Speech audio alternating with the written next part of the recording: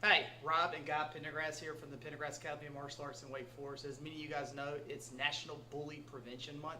And we've been dedicated for the last 8 years in our community helping kids protect themselves against bullies, how to stand up against bullies. And we wanted to continue our conversation and tips for counselors, teachers, parents, what they can do to better help and prepare the kids when it comes to having to deal with bullies. All right, now there are four main types of bullying, and we're going to touch on that real quick.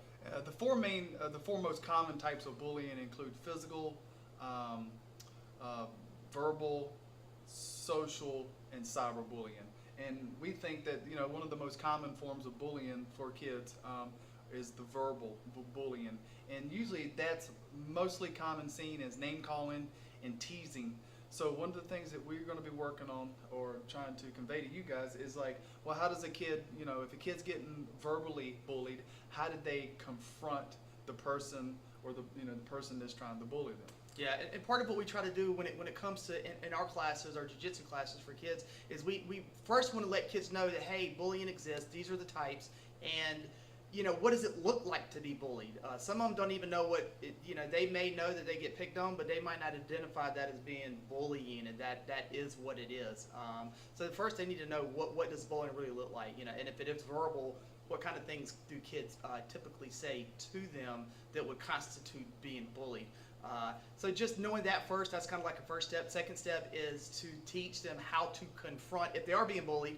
And verbal is a lot easier to get away with than physical. Physical, you see marks, you see it happening a lot of times, but verbal bullies often can get away with that a lot easier. So how do you deal with that? What kind of things can we teach kids? What type of language can they use to verbally stand up, so to speak, to bullies? So one of the things that we commonly suggest and actually practice in our classes from time to time is role playing. So if one kid is picking on another kid, it's just as important on what you say to a bully, but how you say it. So one of the things that we have the kids go through and role play on is using what's called a poker face.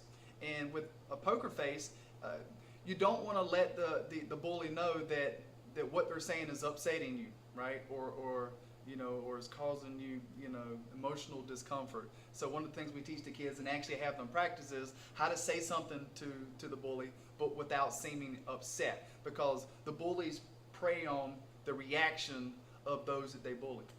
And as Guy stated, nonverbal, how you react to someone, the nonverbal aspect is twice, in our opinion, twice as important as what you say.